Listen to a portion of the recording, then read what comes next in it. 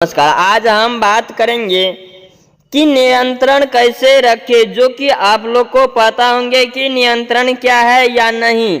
आप लोग को इस वीडियो में सारा चीज़ बताए जाएंगे, जो कि अगले वीडियो जो हम बनाए थे तो उसमें पढ़ाई की मामले में जो कि कमज़ोर विद्यार्थी तेज कैसे बने, और वह जो वीडियो देखे होंगे उनको पूरा बात समझ में आई होंगी। आज हम बात करते हैं नियंत्रण क्या है, जो कि एक कहानी के माध्यम से आप लोग को हम बताने की कोशिश कर रहे हैं। बहुत समय पहले की बात है, हिमालय की पर्वत पर एक प्रसिद्ध साधु रहते थे।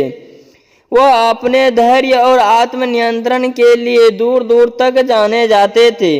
उनके पास कई शिष्य थे जो उनके जीवन की महत्वपूर्ण सीख लेने आते थे। साधु की शिक्षा की सबसे महत्वपूर्ण बात थी स्वयं पर नियंत्रण रखना। एक दिन साधु के एक प्रमुख शिष्य ने उससे पूछा, गुरुजी, आत्मनियंत्रण का वास्तविक अर्थ क्या है और इसे कैसे प्राप्त किया जा सकता है?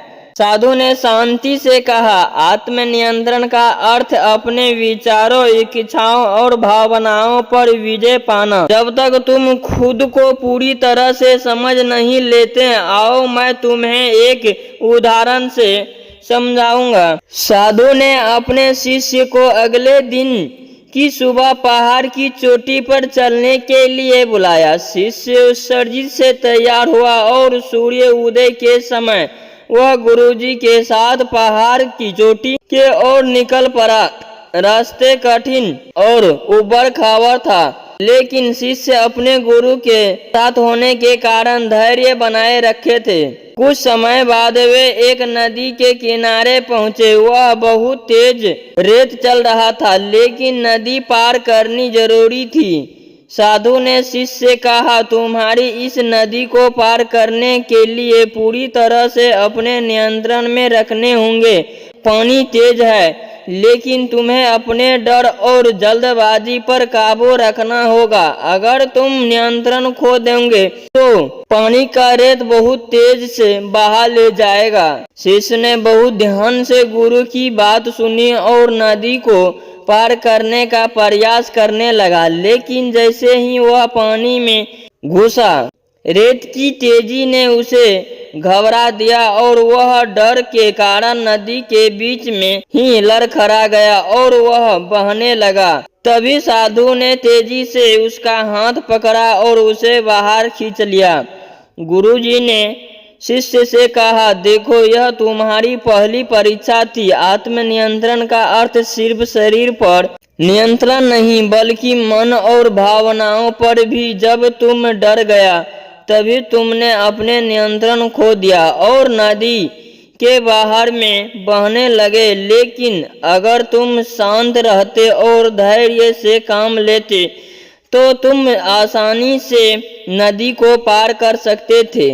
शिष्यों ने सिर झुकाकर गुरु की बात सुनी और अपनी गलती को। अगले दिन गुरु ने फिर से शिष्य को एक और चुनौती दी। इस बारे में उन्होंने जंगल के बीच से गुजरता था, जहां बहुत सी जंगली जानवर रहते थे। साधु ने शिष्य से कहा, जंगल में बहुत सी कठिनाइयां आएगी, लेकिन तुम्हें हर परिस्थिति में खुद पर नियंत्रण बनाए रखना है।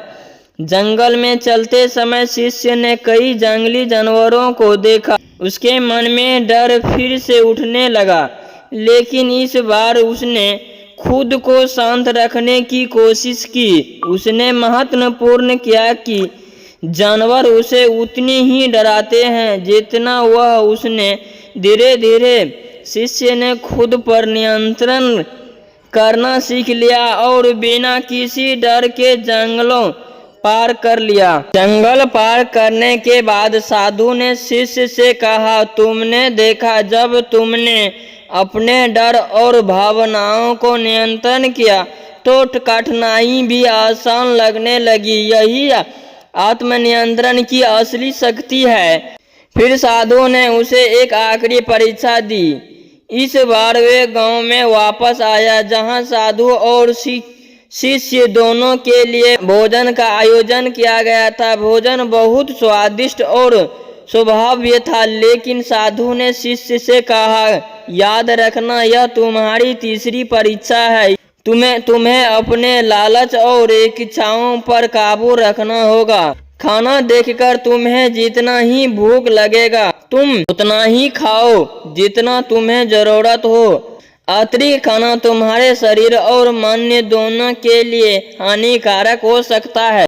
शिष्यों ने पहले के 2 अनुभवों से सीखा था और उसने ध्यान से सोचा। उसने अपनी भूख को ध्यान में रखते हुए जितना जरूरी था उतना ही भोजन किया और लालच से बचा। जब वह साधु ने देखा कि शिष्य ने आत्मनियंत्रण की इस परीक्षा को भी सफलपूर्वक पार कर लिया तो उन्होंने शिष्य की प्रशंसा की और कहा, अब तुम समझ गए हो कि आत्मनियंत्रण का अर्थ है हर परिस्थिति में अपने मन, शरीर और भावनाओं के नियंत्रण में रखना। यदि जीवन की हर कठिनाई का सामना करने में मदद करता है।